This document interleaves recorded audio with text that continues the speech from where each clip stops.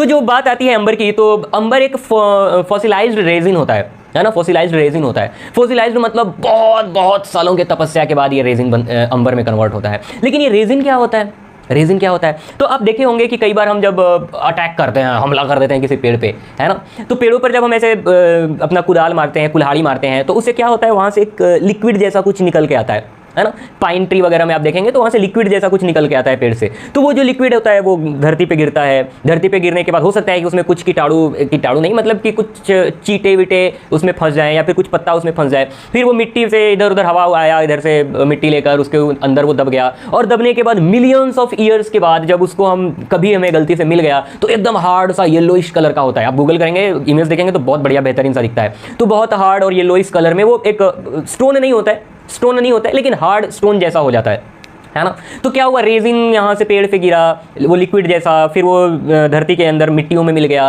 और मिट्टियों में मिलने के बाद वो हार्ड बन गया मिलियंस ऑफ ईयर्स के बाद।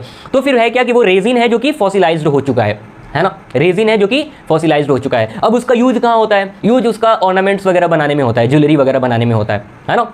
मतलब बहुत बढ़िया एकदम येलोइश शाइनी स्टोन जैसा होता है, लेकिन स्टोन नहीं होता है ना। तो उसको हम अंबर बोलते हैं। फिर हम उसको रगड़ते हैं ऊल के साथ, फिर वो चार्ज हो जाता है और हल्की चीज़ों को अट्रैक्ट करता है। और जो चार्ज आया उस पर, किस पे? अंबर पे, उसको हम क्या बोलते हैं? इलेक्ट्रॉन। क्या बोलते हैं?